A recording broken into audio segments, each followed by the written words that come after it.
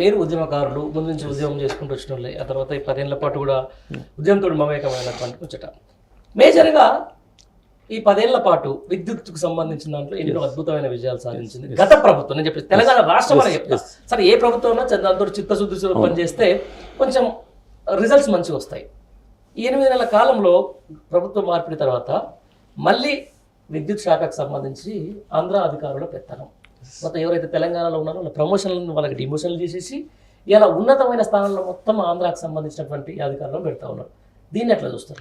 షార్ట్గా చెప్పండి. నేనేమంటున్నానంటే నిన్న మొన్నటి దాకా కొంతమంది ఒకటి దొంగల మూట జట్టు కట్టి కేసీఆర్ ఏం చేస్తున్నావు, నువ్వు ఉద్యమకారులకు అన్యాయం చేసినావు, ఉద్యమకారులకు మోసం చేసినావు అని చెప్పేసి ఎవరికి వాడే సాటబారతం చదివేటోడు. ఇవాళ ఆ సన్నాసులందరూ ఏ సూర్లో ఉన్నారో మాకు తెలియదు.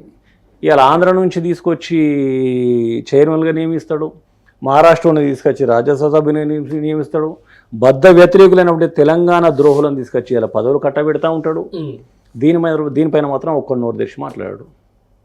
అంటే మరి ఎందుకు చూస్తున్నారు ఈ సన్నాసులందరూ ఏ సూర్లో ఉన్నారు కూడా తెలియదు. ఎందుకంటే ఇప్పుడు వీళ్ళంతా తెలంగాణ వ్యతిరేకులే కదా. తెలంగాణలో ఎవరు లేరా? పోనీ తెలంగాణ ఉద్యమకారులకు అన్యాయం చేసిండని చెప్పేసి సంకలు గుద్దుకున్న సన్నాసులు మరి ఎంతమంది ఉద్యమకారులకు అవకాశాలు కల్పించిండు?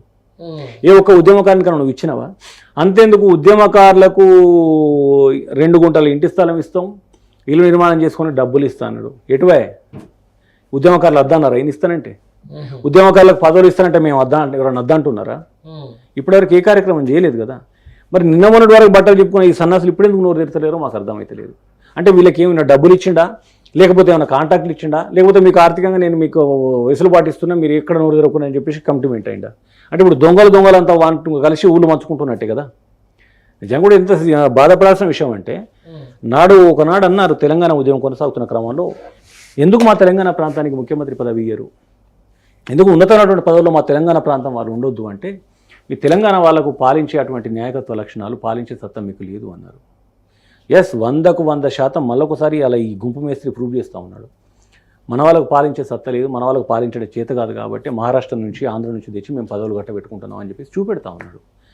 గతంలో కేసీఆర్ గారి ప్రభుత్వ పాలనలో భారతదేశం వచ్చి తెలంగాణలో ఉన్నటువంటి పరిస్థితులను క్షుణ్ణంగా పరిశీలించి ఇక్కడి పథకాలను, ఇక్కడి పాలనను తీసుకుపోయి వాళ్ళ రాష్ట్రంలో ప్రవేశపెట్టుకున్నప్పుడు తెలంగాణ బిడ్డలకు గర్వపడ్డాం మనం.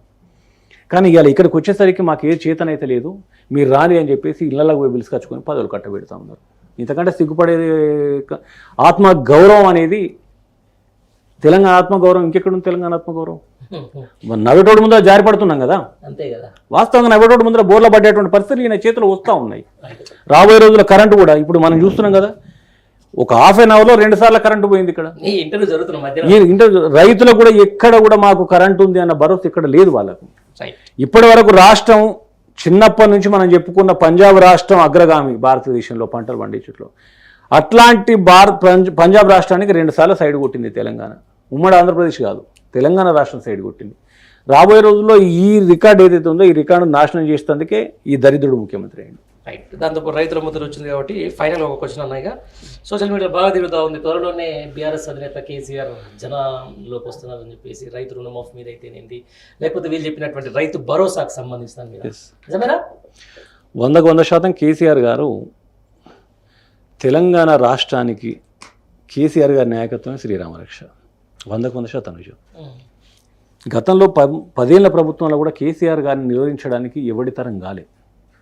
మొత్తం మంది ఒక దొంగలంతా ఒక సమూహంగా ఏర్పడి లక్షల కొద్ది అబద్ధాలు ఆడి ప్రజలను అయోమయాన్ని గురి చేసి ఇలా ప్రభుత్వాన్ని వడగొట్టిండ్రు.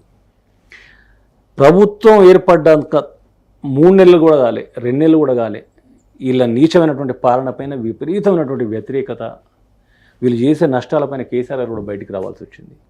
ఇలా 9 నెలలు అవుతుంది ప్రభుత్వం వచ్చి.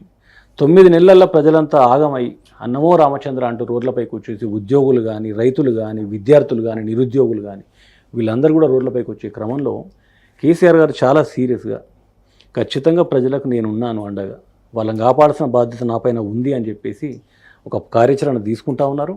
డెఫినెట్గా జస్ట్ ఫ్యూ డేస్లోనే వారు బయటకు వస్తారు, రాష్ట్రం అంతా తిరుగుతారు. ఎక్కడెక్కడైతే ఈ అతిగతి లేనటువంటి అబద్ధాలు హామీలు ఇచ్చిండ్రు వాటిపైన ఈ చేతగాని ముఖ్యమంత్రిని, మంత్రులను నిలదీసే కార్యక్రమం కేసీఆర్ గారు తీసుకుంటారు. రైట్ అన్న, థ్యాంక్ యూ. మొత్తానికి అయితే చాలా మంచి విషయం చెప్పారు. Thank you very much.